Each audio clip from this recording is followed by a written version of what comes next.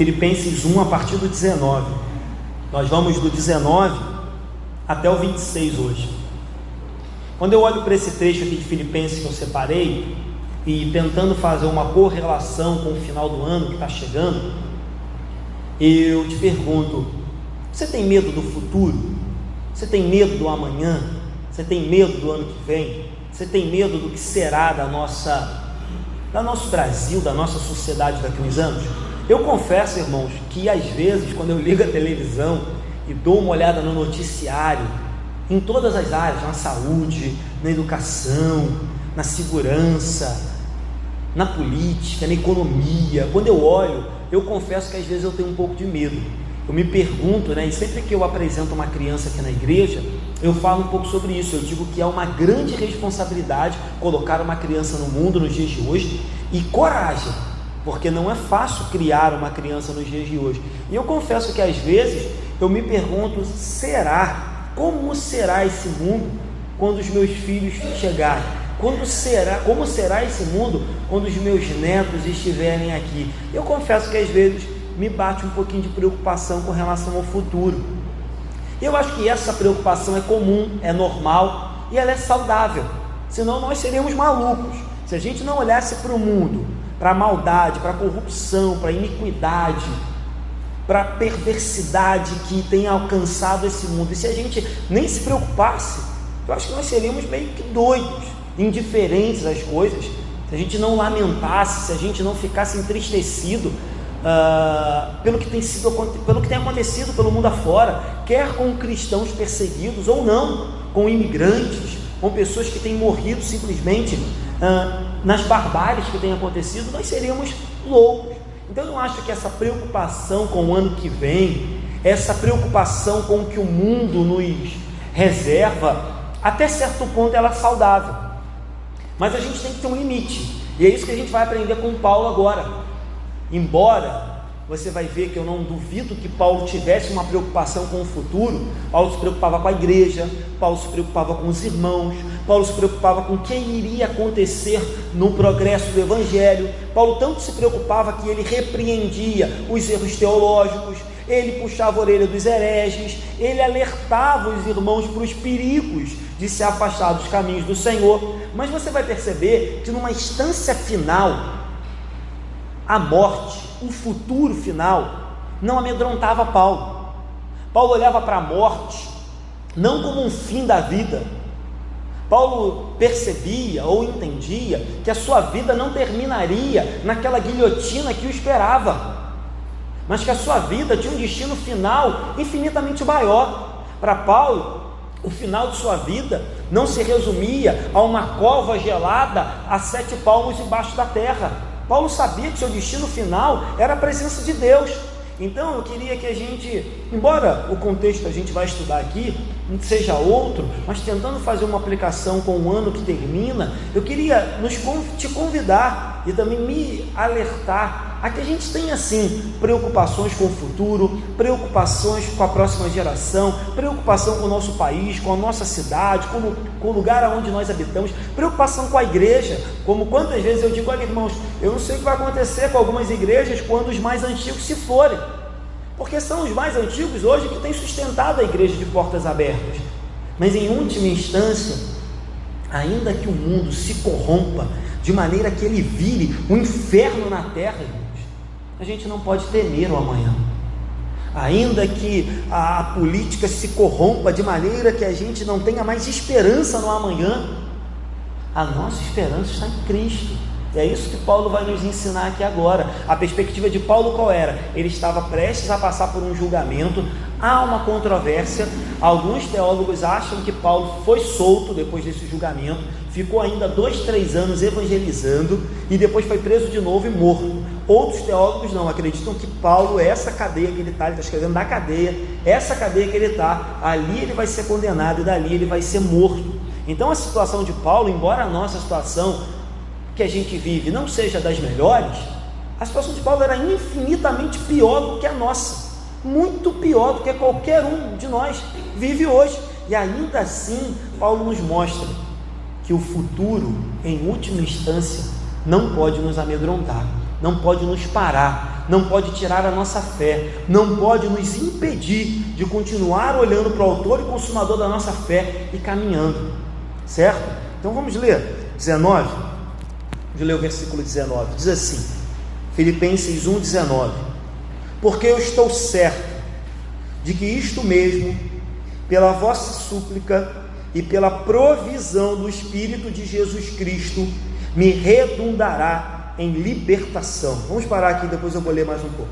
Paulo não tem prazer no sofrimento, Paulo não tem prazer em estar preso, embora ele tenha dito no versículo 12, que a gente falou semana passada assim, olha irmãos, eu quero cientificar-vos que as coisas que me aconteceram têm contribuído para o Evangelho, para o avanço do Evangelho, ou seja, eu fui preso, e isso fez com que o Evangelho crescesse, eu fui preso, e isso fez com que o Evangelho se espalhasse mais ainda, embora Paulo ficasse alegre com isso,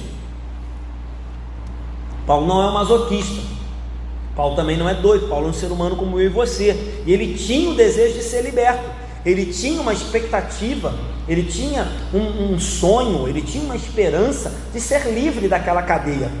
E olha que coisa interessante, embora Paulo, a gente tem muitas passagens de Paulo em que ele coloca Deus como soberano, Deus como governador da nossa vida, Deus como criador de todas as coisas e detentor de todas as coisas. Paulo entende que a oração dos irmãos é muito importante na vida dele e na situação que ele estava envolvendo. Então Paulo, com o intuito de estimular os irmãos a participar da vida dele, ele diz, olha irmãos, eu estou certo de que pela vossa oração, pela vossa súplica e pela ajuda do Espírito de Jesus Cristo, eu serei liberto. E aí eu já queria aqui fazer dois breves comentários que a gente aprende com isso aqui. Primeiro, irmãos, não é vergonha pedir oração, não é vergonha contar com a oração dos nossos irmãos, vergonha é ficar quieto, vergonha é não ligar, vergonha é não contar com o nosso querido irmão, vergonha é não dividir o nosso peso, a nossa aflição, a nossa dor e contar com a súplica do nosso irmão. Além de ser vergonha, querendo ou não, é lutar sozinho. Se você pode enfrentar uma dor, uma luta, uma tristeza, uma guerra, um deserto, com vários irmãos orando junto com você, por que passar essa luta sozinho? Eu já contei esse exemplo aqui, mas eu sempre gosto de repetir. Uma certa época eu fiz parte de uma igreja, e aí na reunião de oração, nós orando, como fazemos aqui por várias coisas, e lá nessa igreja tinha uma oração de 24 horas, e cada pessoa ficava responsável por orar 1 hora. E aí certa feita um diácono falou assim, olha, na oração, não preciso orar pelo pastor não, porque o pastor já ora por ele mesmo. Ele tinha a ideia de que o pastor era tão ungido, tão santo, tão poderoso, eu não sei que ideia que ele tinha, esse pastor não era eu, graças a Deus por isso, que não precisava orar pelo pastor. Eu falei, meu Deus, que loucura é essa? Então, meus irmãos, todos nós somos carentes de oração, e devemos perder a vergonha, a timidez, e às vezes a soberba, de não querer chegar para o irmão e falar, meu irmão, ora pela minha vida. Às vezes a gente tem um pouco de receio também, que a gente sabe que no meio evangélico algumas coisas lamentáveis acontecem. Às vezes você pede para o irmão orar pela sua vida, o irmão já começa a imaginar que você está em pecado. Se eu pedir para fulano orar por mim, vai achar que eu estou em pecado, que eu estou fraco. Porventura existe alguém forte aqui, meu irmão? Todos nós somos fracos, se não fosse a graça de Deus, não estaríamos de pé. Então Paulo diz, olha, orem mais, e orem porque a Bíblia diz em Tiago 5,16, que a súplica de um justo pode muito em seus efeitos. Então orem por mim. Então você vê, se o grande apóstolo Paulo pede oração, quem sou eu e você para não pedir oração?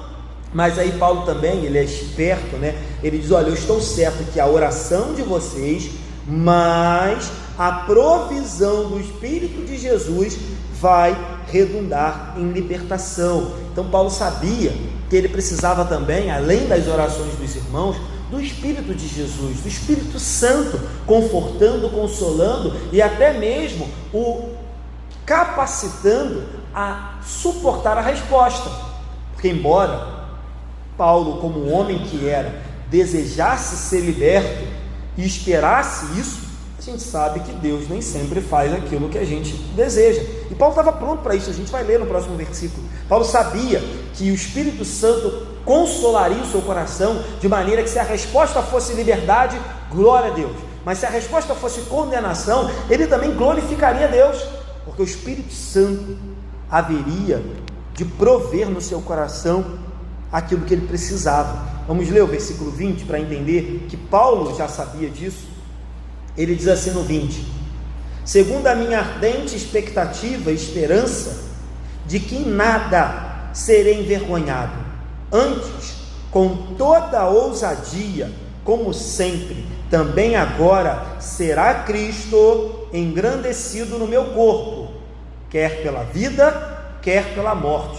Você percebe que coisa interessante? Paulo nos ensina a crer, Paulo nos ensina a ter fé, Paulo nos ensina a esperar sempre a vitória, a bênção e a resposta de acordo com as nossas orações, mas ele também nos ensina a estarmos prontos a ouvir o não de Deus. Paulo diz no versículo 19: eu estou certo, irmãos, que as orações de vocês e com a ajuda do Espírito Santo eu serei liberto. Aí quando chega no 20 ele diz assim: mas em nada Cristo vai ser envergonhado, em nada Cristo vai ser diminuído, em nada Cristo vai ser derrotado, ele será glorificado no meu corpo. Aí ele diz: quer pela vida, quer pela morte.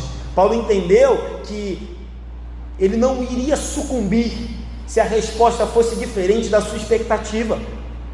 As acusações eram muitas. Os cristãos eram acusados de sedição, de rebeldia, rebelião, de canibalismo, porque quando tinha a ceia, eles falavam: vamos comer, esse é o corpo e o sangue de Jesus. Os vizinhos escutavam aquilo e falavam: olha, eles são canibais, eles comem o corpo e o sangue, eles comem carne e bebem sangue. Os cristãos, já falei isso aqui, eram acusados de serem, como é que eu vou dizer, promíscuos, porque eles chamavam as suas esposas de minha irmã, Pai do Senhor, minha irmã. Aí eles diziam: olha, os crentes casam com as irmãs, os crentes são promíscuos, eles têm relação entre familiares. Então as acusações eram gravíssimas. Os crentes foram acusados de incendiários. O louco do Nero botou fogo em Roma, a culpa era dos crentes.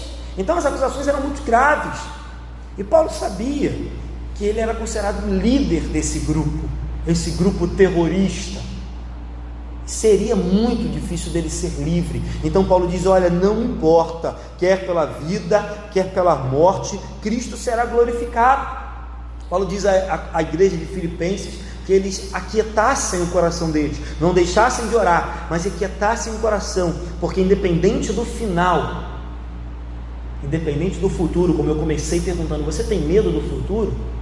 Você tem medo do amanhã? Independente do futuro, Paulo entendia que Cristo de forma alguma seria envergonhado.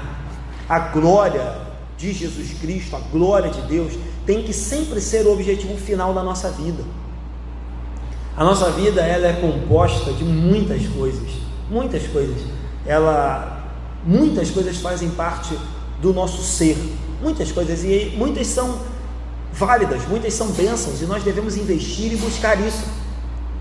Mas o propósito final da nossa vida tem que ser a glória de Cristo. O propósito final da nossa vida, quer vivamos, quer morramos, quer comamos, bebamos, quer empregados ou desempregados, quer avivados ou desanimados, quer cheios de fé ou passando por um momento de pouca fé, Cristo tem que ser glorificado na nossa vida. Estava lendo um livro, quando eu estava preparando essa pregação, que o autor dizia que viver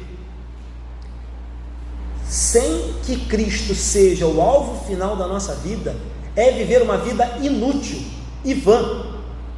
O autor chega a dizer que não há sentido numa vida que não vive para a glória de Deus, que não há sentido numa vida que no final não redunde na glória de Cristo. Afinal de contas, que sentido há? Não é isso que Jesus diz? Que bem vos há se um homem conquistar o mundo inteiro e perder a sua alma. Aí Jesus diz: louco, esta noite pedirão a tua alma, e o que tu tenhas juntado vai ser para quê? Para que servirá? E aí eu me lembro, não sei agora onde, mas eu li isso uma vez. Eu lembro também que o pastor Hidauro falou isso aqui uma vez, que não bastava começar o ministério pastoral bem, era necessário terminar o ministério pastoral bem. E aí, fazendo um paralelo, não basta viver bem, é necessário morrer bem. Paulo viveu para a glória de Deus. E ele sabia que ainda que ele tivesse que morrer, também seria pela glória de Deus. Mas entenda uma coisa, eu falei que não basta viver bem, é preciso morrer bem. Parece uma contradição, e se você fala isso hoje em dia em algumas igrejas, as pessoas ficam até meio chateadas, porque, pastor, vai falar de morte, vai falar de quero morrer, não quero viver. As pessoas querem viver, as pessoas amam tanto esse mundo, que falar de morte para elas não é algo bom, não é algo legal de se falar num domingo à noite. Mas a minha Bíblia me mostra que melhor do que viver bem, ou não basta viver bem, é necessário morrer bem. E aí, não morre bem quem não viveu bem, entende? É impossível glorificar a Cristo na sua morte, se durante toda a vida você não o glorificou.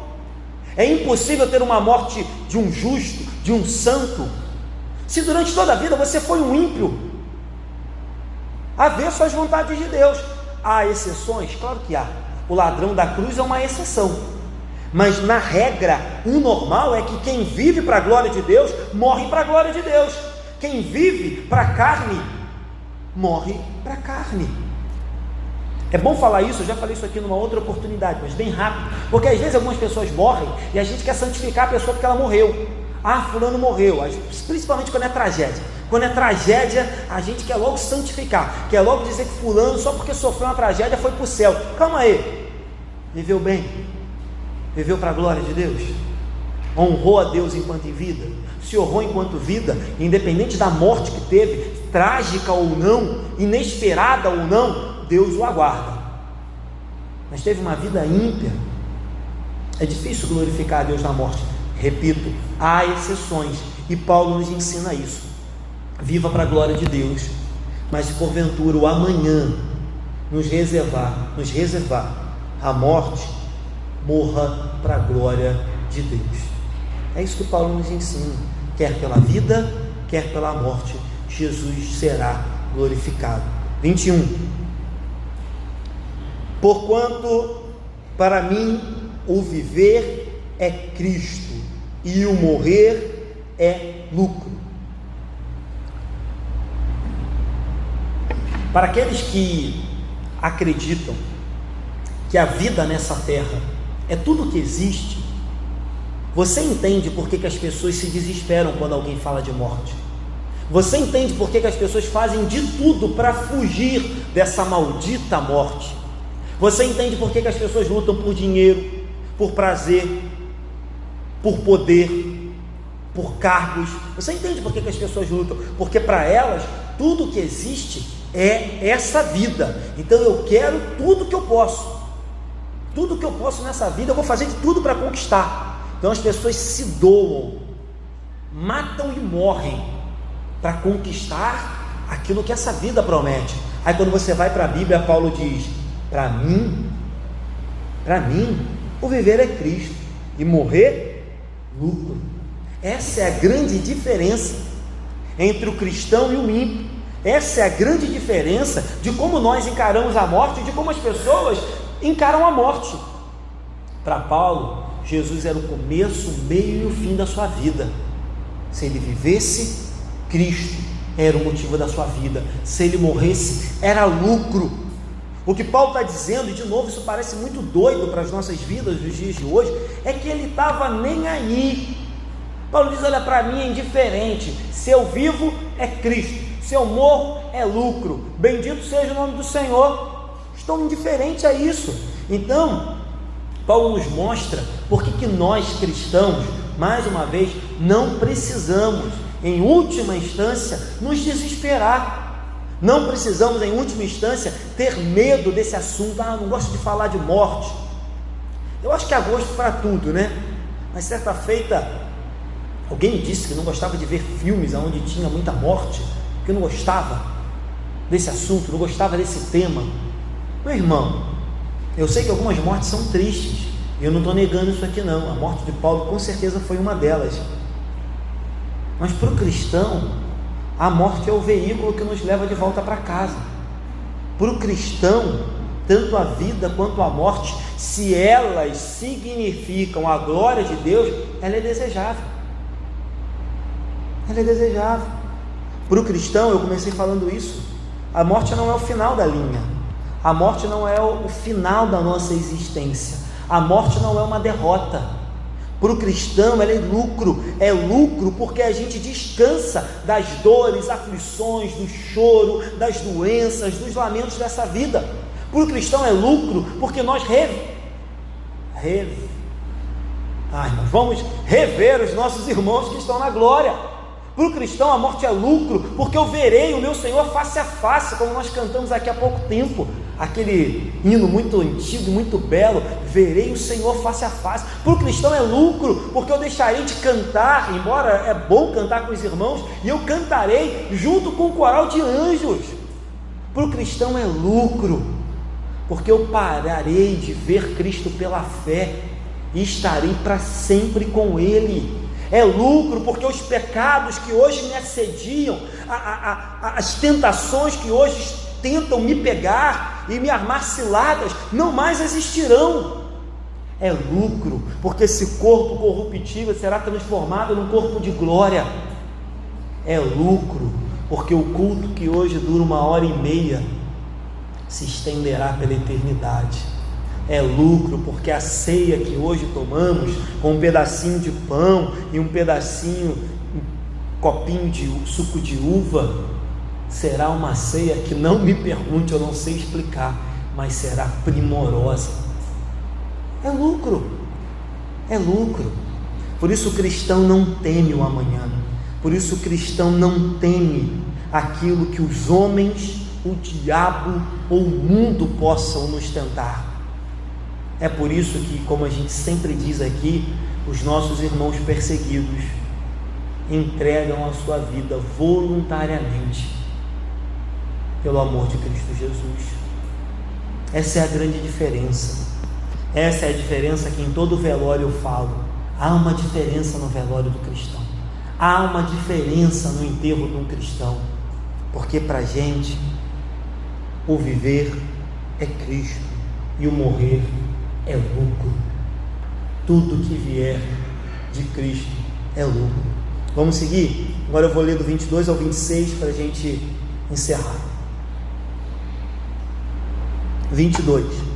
Entretanto, se o viver na carne traz fruto para o meu trabalho, já não sei o que hei de escolher. Ora, de um lado, estou constrangido, tendo o desejo de partir e estar com Cristo, o que é incomparavelmente melhor. Mas por vossa causa é necessário permanecer na carne. E convencido disso, estou certo de que ficarei e permanecerei com todos vós, para o vosso progresso e gozo da fé, a fim de que aumente, quanto a mim, o motivo de vos gloriardes em Cristo Jesus, pela minha esperança de novo convosco. Olha que coisa louca, né? Paulo está vivendo uma grande tensão. Ele começa dizendo assim: olha, eu tenho uma expectativa de que serei livre. Paulo parece muito comigo e com você. Às vezes a gente entra em umas contradições, às vezes a nossa mente fica um pouco embaralhada, às vezes a gente sente o coração um pouco dividido. E é o que Paulo está vendo. Ele diz: olha, orem para que eu seja liberto. Aí no versículo seguinte ele diz: mas quer pela vida, quer pela morte, Cristo não será envergonhado, Ele será engrandecido, glorificado, eu estou pronto. Aí ele diz: porque para mim, viver é Cristo, morrer é lucro. Aí quando chega agora, ele diz assim: olha, não sei o que eu faço. Se viver traz fruto para o meu trabalho, eu quero viver. Mas de outro lado, eu sei que partir é muito melhor. Ele diz: é muito melhor. Aí ele diz: então não sei. Aí ele vai e diz assim: tá bom, se é para o bem de vocês, eu fico. Essa contradição, esse conflito, essa tensão que Paulo está vivendo, em grau menor, é uma tensão que todo cristão vive. Nós amamos a Deus, amamos a Cristo, nós sonhamos, nós esperamos, a gente fica imaginando. Por isso que eu digo que não me pergunto, que eu também não sei. A gente fica imaginando como que vai ser naquele grande dia, e isso cria em nós uma expectativa, um desejo muito grande de ir embora, de contemplar Jesus, de rever os nossos irmãos. Mas em contrapartida, a gente também ama a nossa igreja, a gente ama os nossos irmãos, a gente cria laços, a gente cria família, a gente constitui família, a gente tem amigos mais achegados do que irmãos, a gente gosta da vida, afinal de contas ela é boa e deve ser, foi dada por Deus. A gente gosta de desfrutar das boas coisas que Deus nos tem dado, e aí a gente se vê nessa sinuca de bico, constrangido a não saber o que escolher. Paulo diz: olha, se eu for absolvido, isso vai gerar fruto para o meu trabalho. Igrejas provavelmente seriam abertas, mais igrejas, talvez mais cartas seriam escritas, talvez mais crentes seriam edificados com a palavra de Paulo, talvez mais pessoas se converteriam com Paulo liberto. Aí Paulo diz: olha, se eu fico vivo, isso vai ser bom. E olha que coisa doida, irmãos. Paulo diz assim: se eu fico vivo, isso vai ser bom para mim, vou poder viajar mais, ir na praia, tirar umas férias, vou poder aproveitar mais a vida, eu vou aproveitar, vou poder fazer tudo aquilo que eu não fiz, eu vou viver com todo o coração. Paulo diz isso, Paulo diz: se eu viver, vai ser melhor para vocês e para a igreja, então eu quero viver. Se eu viver, Cristo vai ser mais glorificado, então eu quero viver. Paulo é muito doido. Ele está preocupado com ele? Não, ele está preocupado com a glória de Deus, com a edificação da igreja e com o bem-estar dos irmãos. E aí, irmãos, é claro, a nossa vida é importante, mas a gente também tem que aprender isso. A gente tem que aprender a amar a igreja, a amar os irmãos, de maneira que a nossa vida, como Paulo diz: olha, eu quero muito partir, porque partir é incomparavelmente melhor. Ele diz isso aqui no versículo 23, incomparavelmente, eu quero muito partir, mas a igreja precisa de mim, os irmãos precisam de mim. Se eu ficar aqui, eu serei instrumento e ferramenta na mão de Deus, eu serei importante, eu serei usado por Deus, então eu fico. A gente tem que aprender isso, a gente tem que aprender sim, desejar o bem para a nossa vida, mas a gente tem que aprender a amar ao próximo como a nós mesmos.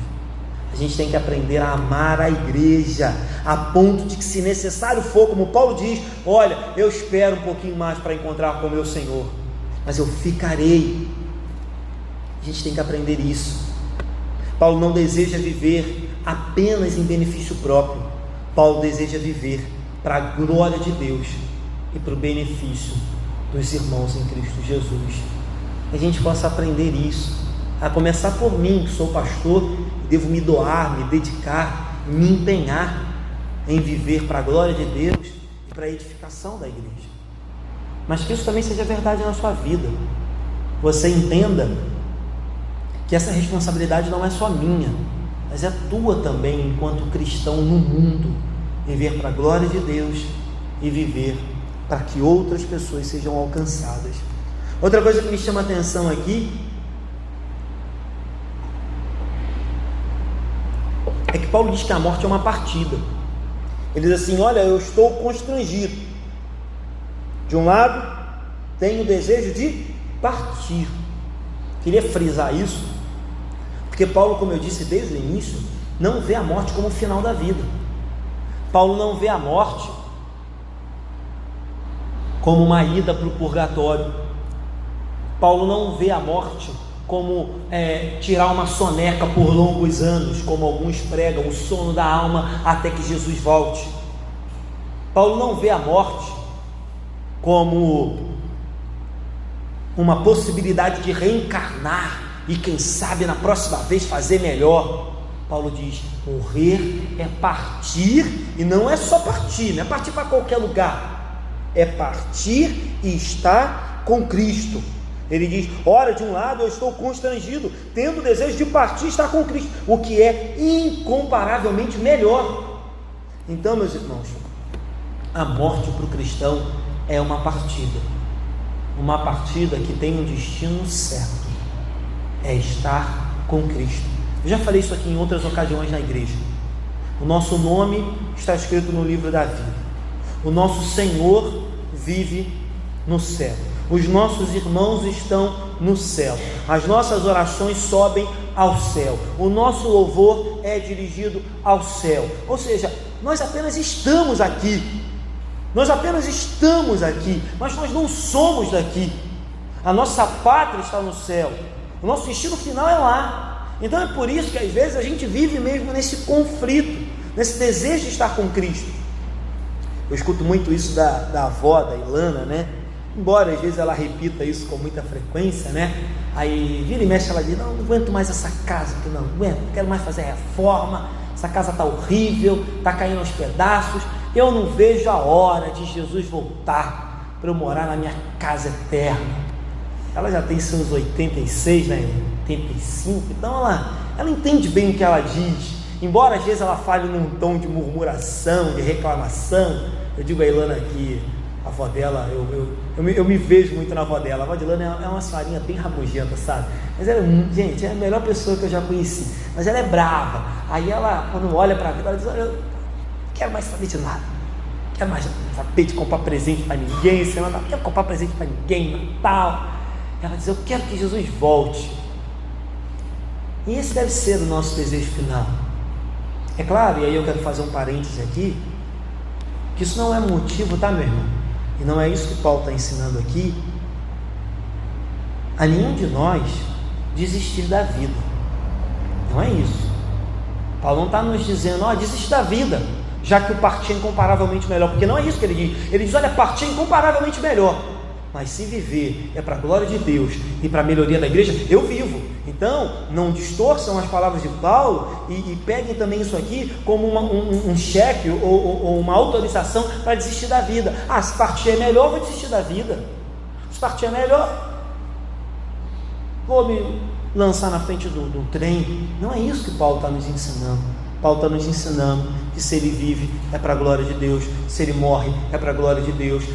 O que quer que aconteça com ele, ele sabe que ele vai partir e desfrutar da eternidade com Cristo Jesus. Então, para Paulo, a morte é uma partida porque nos livraremos desse fardo desse mundo e partiremos. Partida porque nós, tem uma outra passagem, acho que em 2 Coríntios Paulo fala sobre isso, nós digamos que desarmaremos a nossa barraca, desarmaremos a nossa tenda momentânea e iremos ao encontro do nosso Senhor Jesus. Então, não se assuste, refazendo a pergunta que fiz no início: a morte ou o futuro te traz medo? A morte ou o futuro te tira o sono? Se faz, meu irmão, corra para Jesus e peça que Ele tire isso do seu coração, porque se desesperar com medo do futuro ou com medo da morte, talvez signifique que a gente não confia totalmente em Jesus. Se desesperar com o amanhã: mas eu vou ser desempregado, mas a minha família está em crise, o meu casamento está em crise, e eu vou me desesperar e não quero mais viver. Talvez isso seja um sintoma de que a gente não entendeu qual é o sentido da nossa vida, que é glorificar a Deus em todas as coisas. Então, para Paulo, partir é muito melhor. Por que é muito melhor? Porque eu já disse, porque o céu é melhor, porque Jesus é melhor, porque a vida que teremos lá é melhor, porque o culto que participaremos lá é melhor, porque a ceia que teremos lá é melhor, porque lá todo mundo vai ser afinado, todo mundo vai cantar no tom, porque lá o coral será infinitamente melhor, porque lá a pregação será muito melhor, virá da boca do próprio Deus e da presença do próprio Jesus. Partir é muito melhor.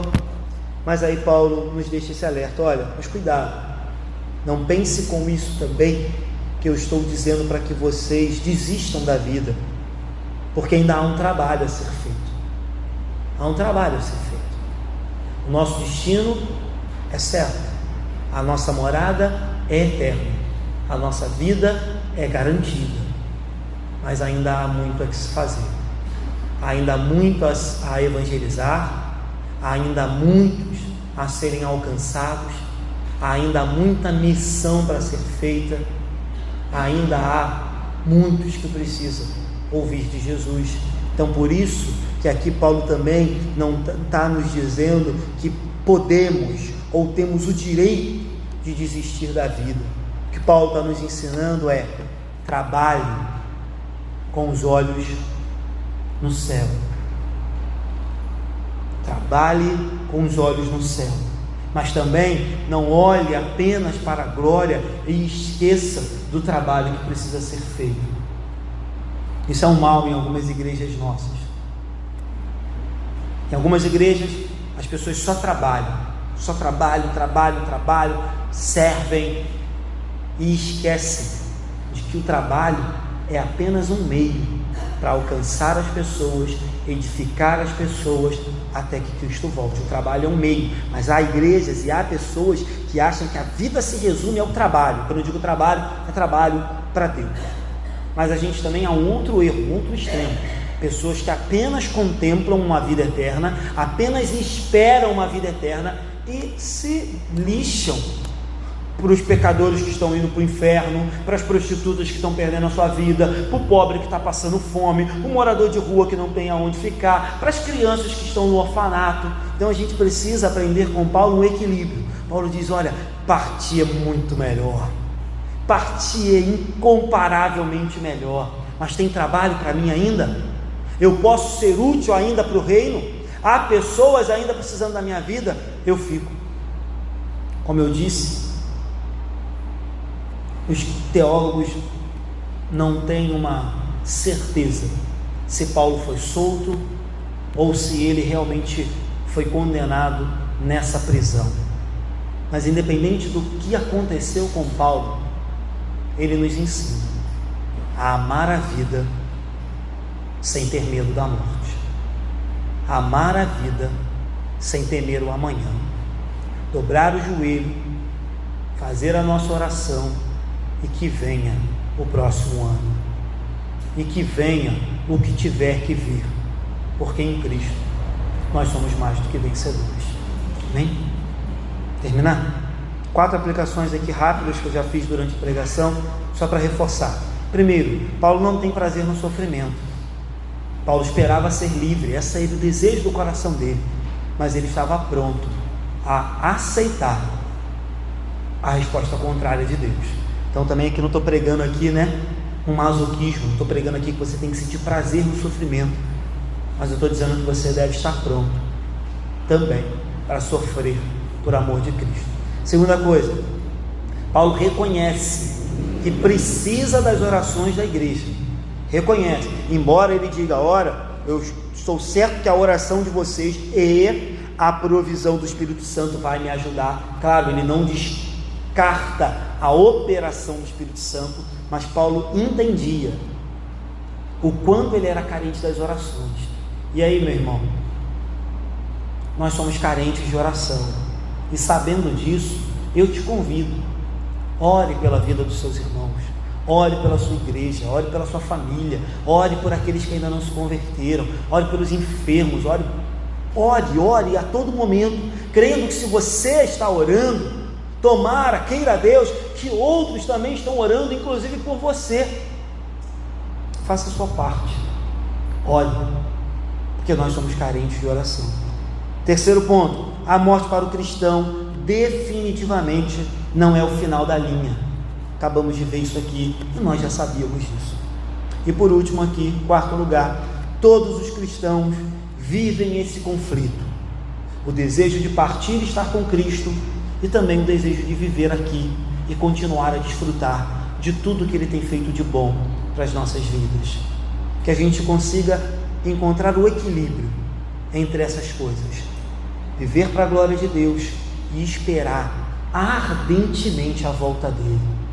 Que nada nos prenda. Trabalhe, estude, case, viaje, faça tudo que a vida lhe aproveitar de bom. Mas se Jesus voltar amanhã, esteja pronto, porque nós amamos a vida, mas não tememos a morte. Amém? Fiquem de pé, vamos terminar.